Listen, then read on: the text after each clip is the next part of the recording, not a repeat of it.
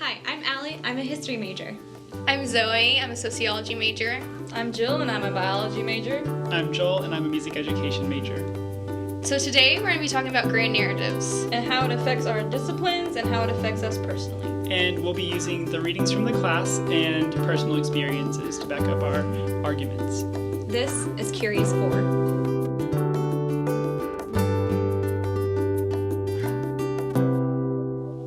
Okay, so it's important when we talk about these grand narratives to learn what they are.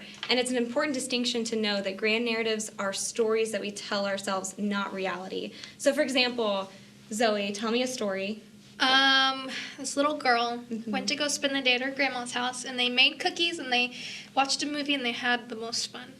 Beautiful story. Joel, what's the reality? Okay, so what really happened is that her school had too many cases of COVID, and so she had to go home. Everything's online now. Both of her parents are working, and so she had to go somewhere. Can't have her in the back of the Zoom call, can you? Exactly. She has to.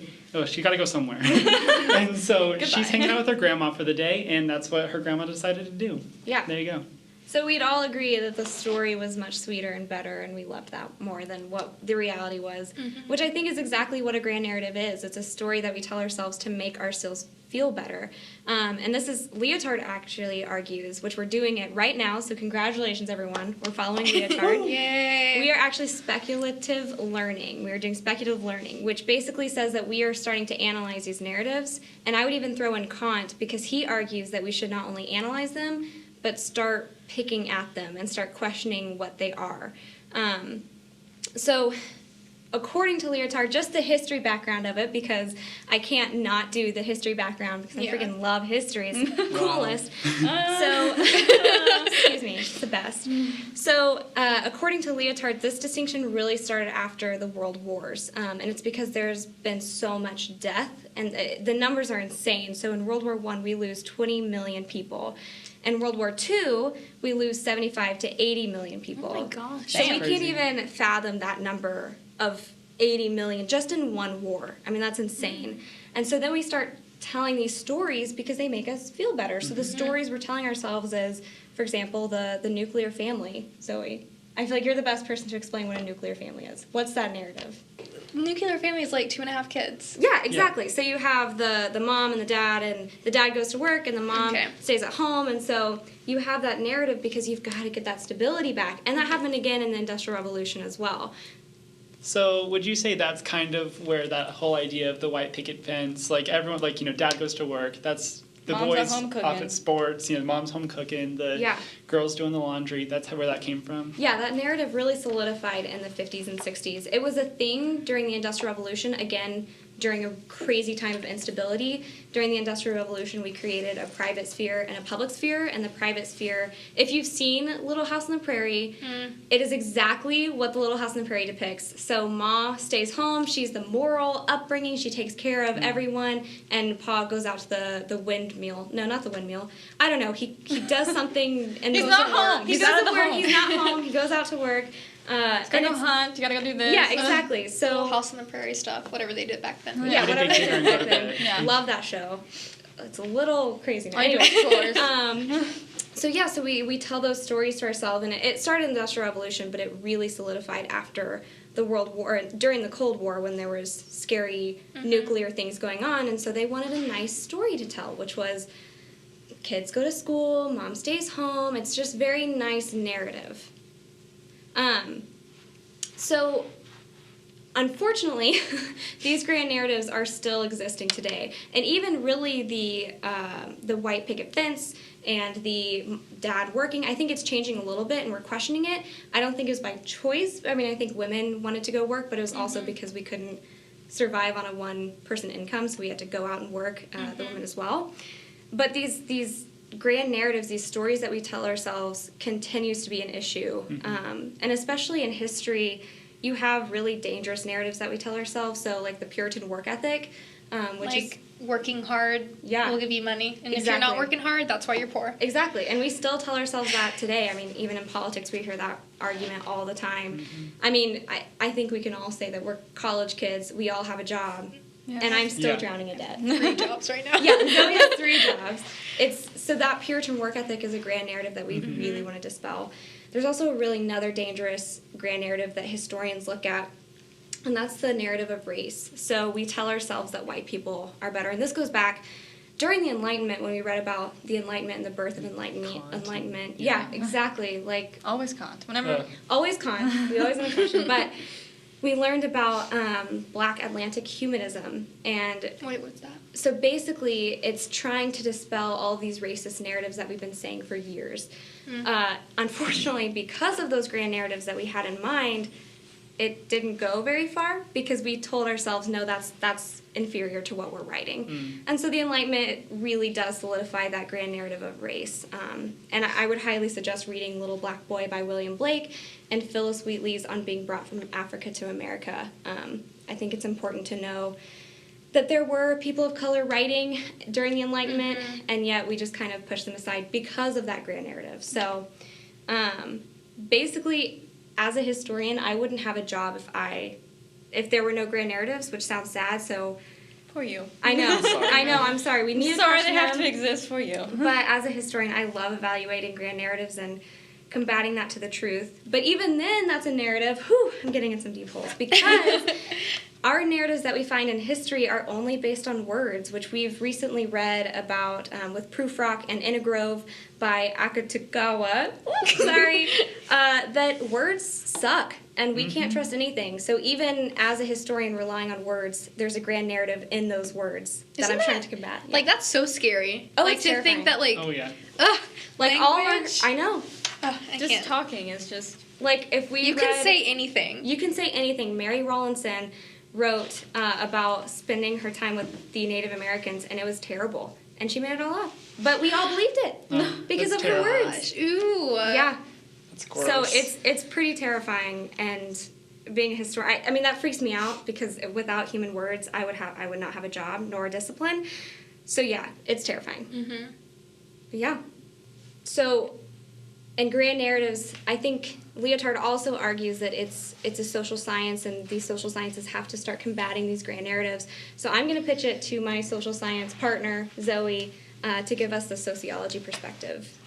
Yeah, so the whole thing about, like, grand narratives is, like, it makes reality make sense. And, like Allie mentioned, like, we don't want to deal with, like, the uncomfortability of, like, some grand narratives being a little bit like better Yeah. than other ones, or yeah, like, the Yeah. reality being, like, less. sucks? Yeah. In sociology, we call this the legitimating rationale, and, like, we use this to, like, reduce cognitive dissonance, which is whenever you have, like, two conflicting ideas. Like, going back to, like, the grand narrative, like, if you work hard, then you will not be poor or whatever. We don't like to think that you can work so hard and... still be poor. Yeah, Yeah. exactly. So sociology, we really try to, like, break down the grand narratives and get to, like, the bigger issue. Mm-hmm. So, like, Wollstonecraft does this in her writing. Yeah. She, like... Wollstonecraft. I love her. She, like, breaks... Like, she challenges the enlightened thinkers by using, like, their own tactics against them, which is, like, exactly what sociologists do. Like, she gets down to, like, the actual issues. But, like, you can't say that women are like this because that's the way they are whenever you've been saying all this other stuff. Like, she calls out their hypocrisy. In sociology, like, we don't like grand narratives. We think, like, very much truth-driven, I would say, which is weird because, like, people don't see sociology as, like a truth-driven thing because it is, like, a lot of, like, theories and, like, stuff like that. In the science world, we kind of do see them as a little... the side part of it, because we're like, okay, they're just trying to get in our heads, like, no thank you. Yeah, but, like Freud, like, he tries to explain everything. Like, we saw that, like, whenever we talked about him in class. Yeah. But, like, we just come up with a bunch of theories to try to get down to, like, the truth of things. But, like, that being said, like, just because they're theories, we can't really, like, prove anything for sure.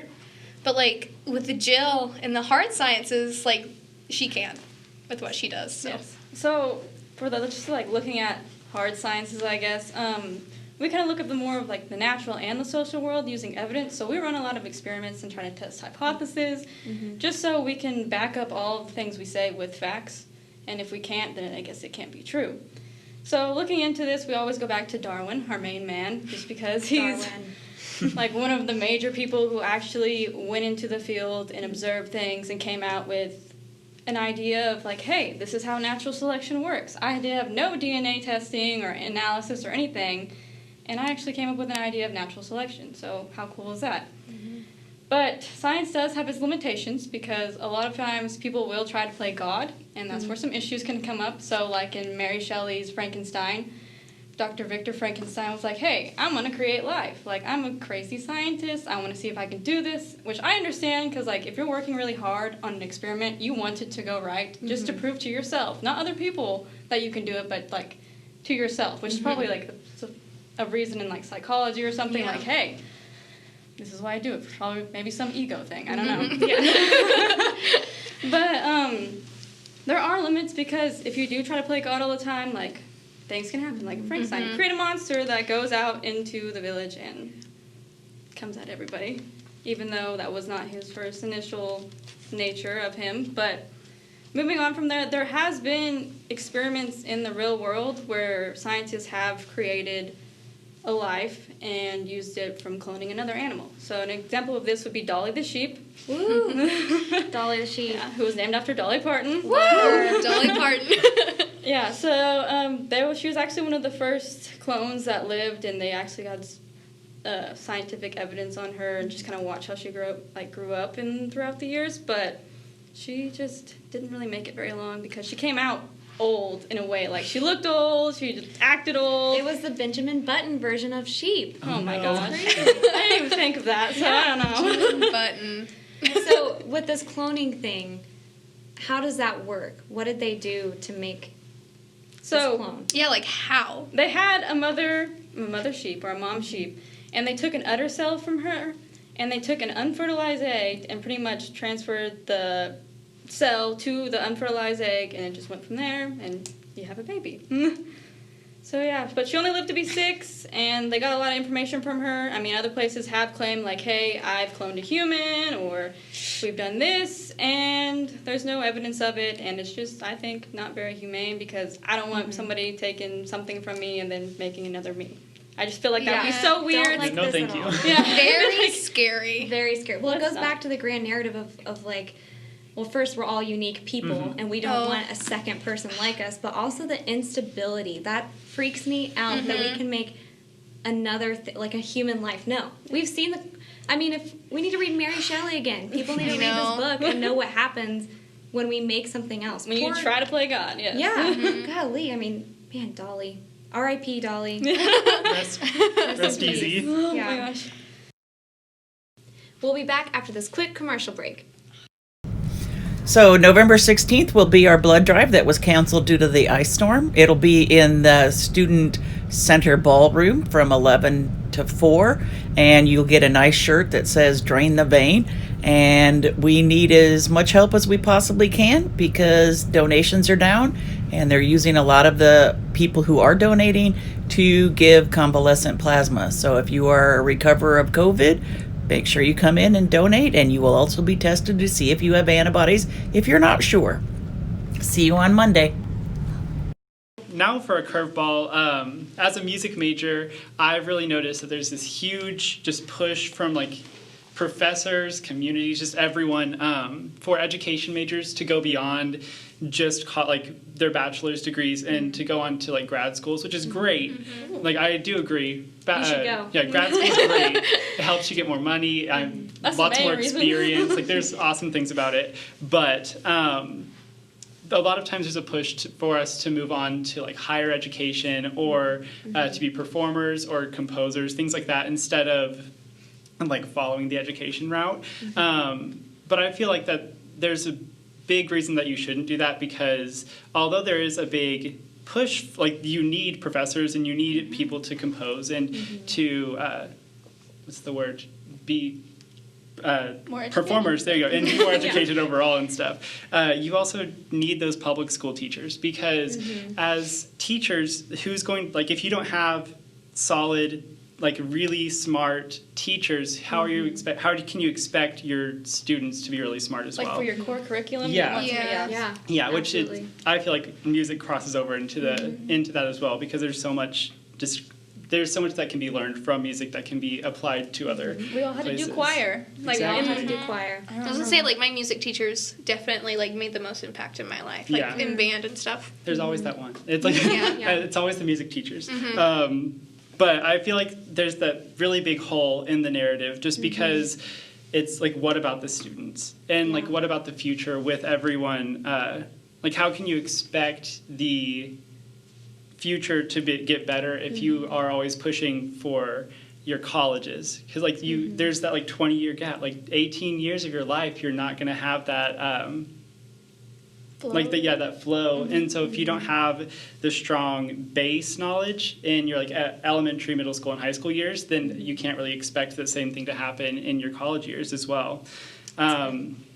Which I could see being why Oklahoma, not to bash Oklahoma or anything, Bash but, Oklahoma. but why they're always the worst or like close to the worst in education, just because we really don't value that public school education very much, I feel like, because you can see that like smart people are always encouraged to go elsewhere, to move on and be doctors, which is, I mean, we need doctors, we need nurses, there's that teachers, we also need teachers, they're very important as well. And then I just feel like there's an overall just undervaluing of the teachers in this state, which I can... agree. We should all walk out. Oh, there you go. Again. Again. Oops. No, I agree with you because it's the same in the discipline of history too. I mean, I can count endless teachers that were coaches and history teachers, which sucks because I would do crossword puzzles to learn about Vietnam, and that makes no sense, and I learned nothing. And so I'm very thankful for my college education because that's when I realized I loved history. But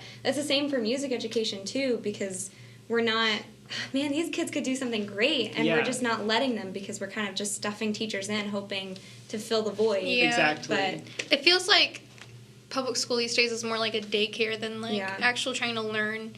Like we're just, maybe that's just that way in Oklahoma, but like it was just somewhere to go. Yeah. Somewhere to send your kids. Like we don't Yeah. we don't What care. also sucks is when your favorite teacher leaves because they go get a better job in Yeah. another Oh, for state. sure. And you're Yeah, like, the of course. Oklahoma Teacher of the Year left to Texas Yeah. because she had a kid and she can't support her kid on the education here in Oklahoma. So If we made things a lot more competitive for other, like compared to other states, Yeah. things would turn out a lot better, I feel like. absolutely.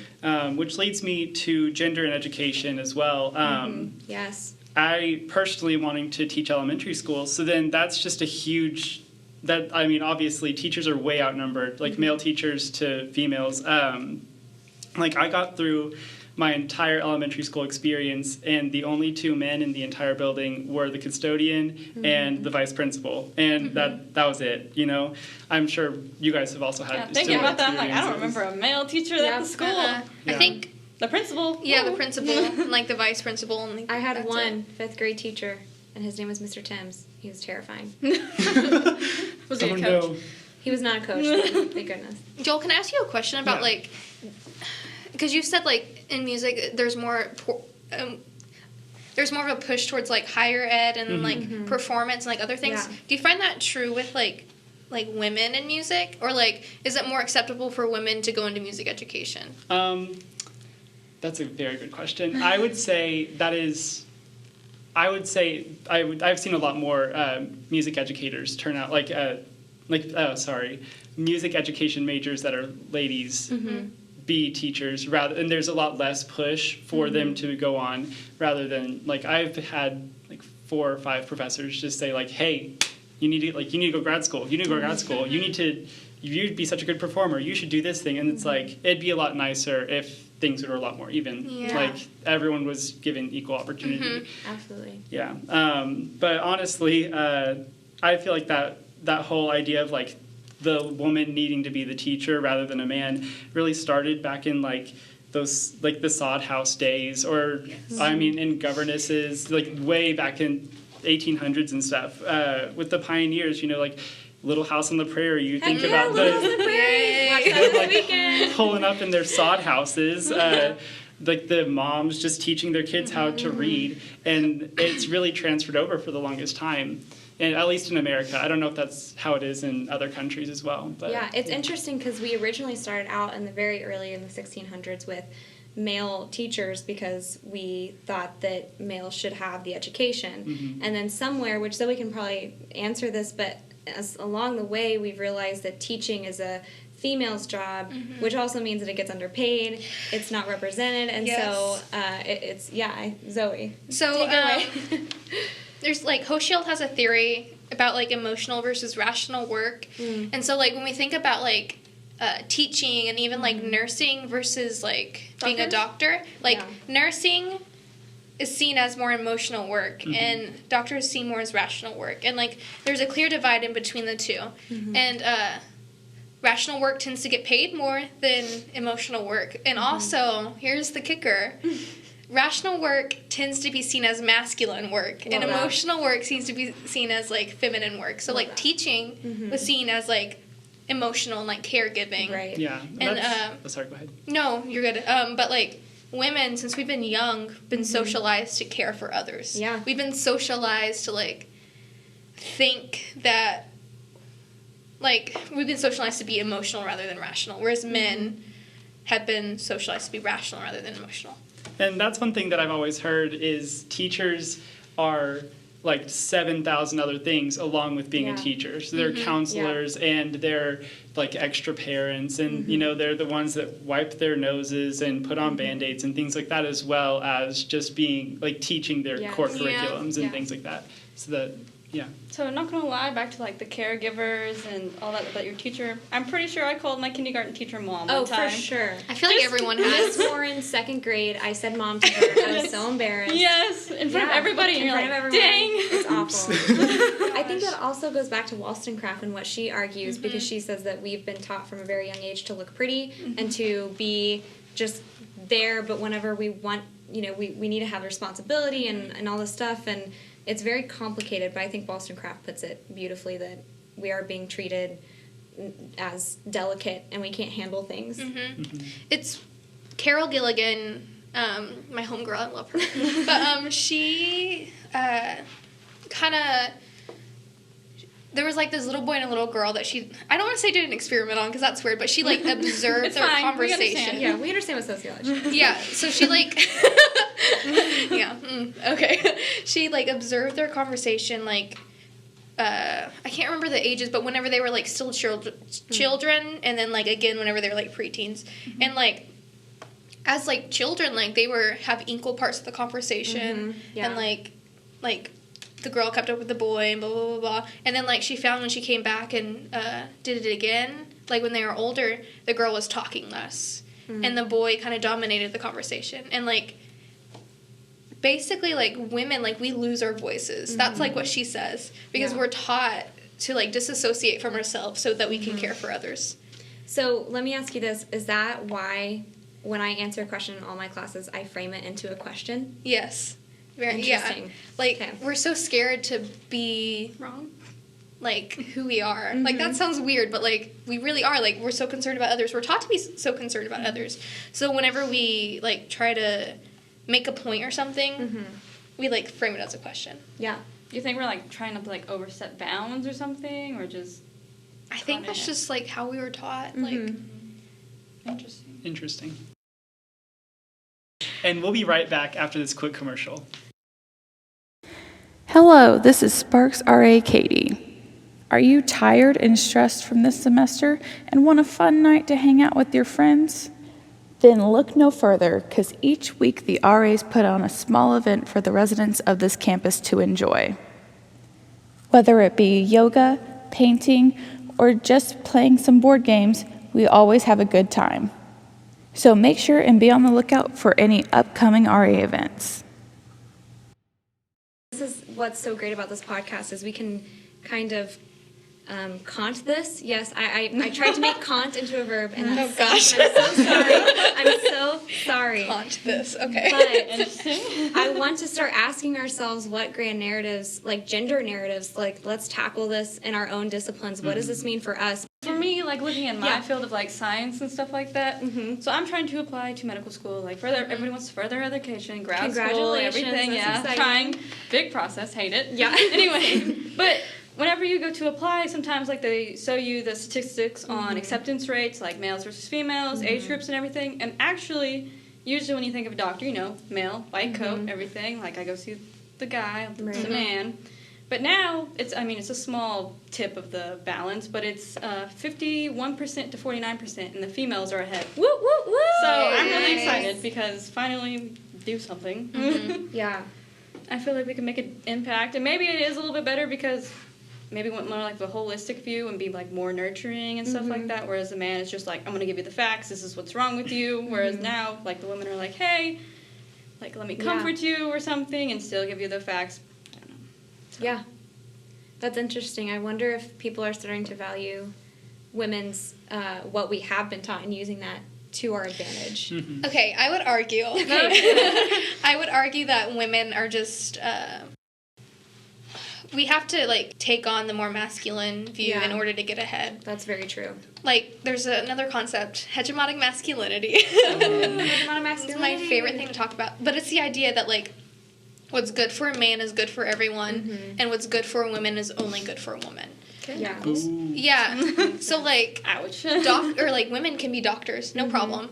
Let's But like, go. if a man's a nurse, we kind of look at them weird, and it's like, why would you do that? That's Also, so true, Joel. I get looks all the time. I'm like, I want to be an elementary teacher, and everyone's like, Yeah, but you're like, a guy. but like, Are you Allie sure wants about to be a that? college professor, Yeah. and no one bats an eye. They're like, good for you. Yeah, that's very But true. even when you go into like the hospitals and stuff, if you see like a female working, you'd be like, "Oh, nurse, like, hey, can I talk to you?" And she turns around and goes, "Oh, actually, I'm a doctor," and you're Yeah. just like, "Well, I'm sorry.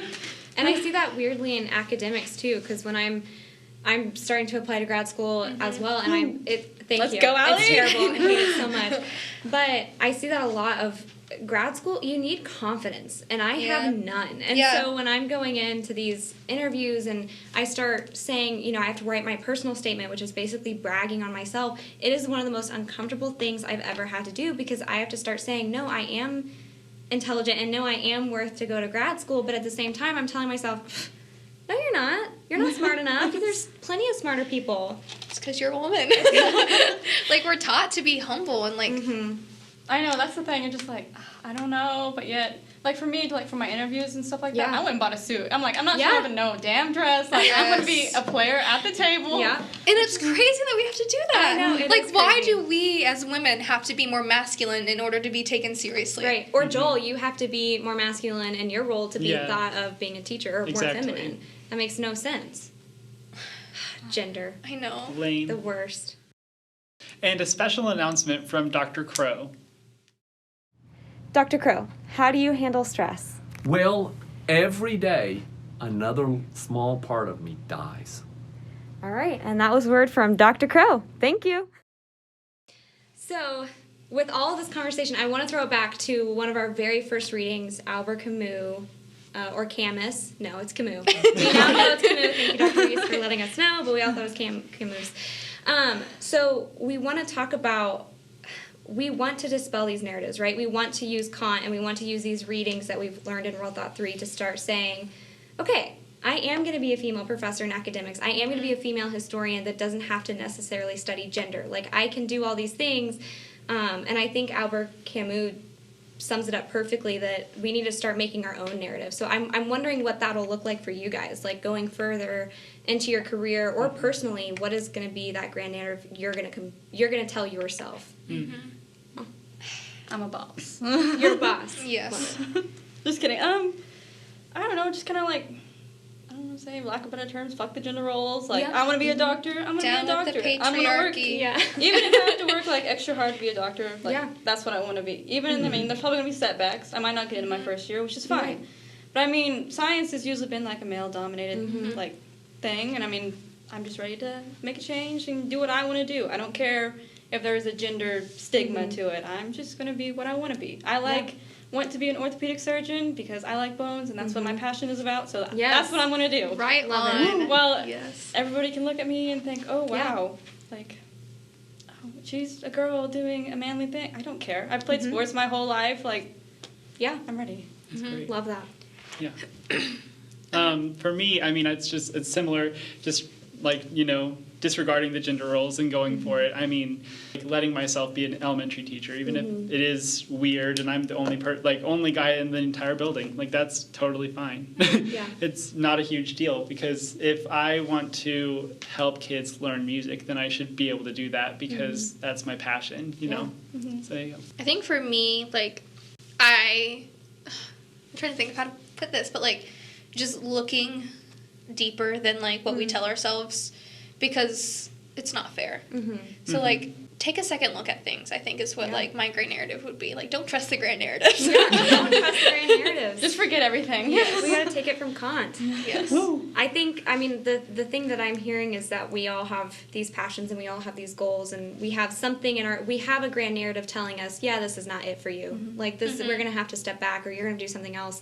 And I think it's really important that we, like you said, we're gonna start questioning these grand narratives. We're gonna start listening to Albert Camus and Kant and all these people, and start listening to other grand narratives from people that are different from us, so we can learn from them. And I think it's important that we're doing this podcast, and I think it's important when we get into our future careers to still question, why am I not allowed to wear jeans but my male colleague college professor is? Why is that the case? So we're going to just start questioning things, and we're going to feel confident about it. Yes, confidence. We're going to feel confident. It's going to be hard for me, but we're going to try. And we're gonna change these gray narratives. We can do it. Sounds great. So from the World Thought 3 students, we promise to change these gray narratives. A pinky promise. Pinky promise. This has been The Curious Four. Special thanks to USAO alumni Jacob Blue for helping us record. Woo, thanks, Jacob.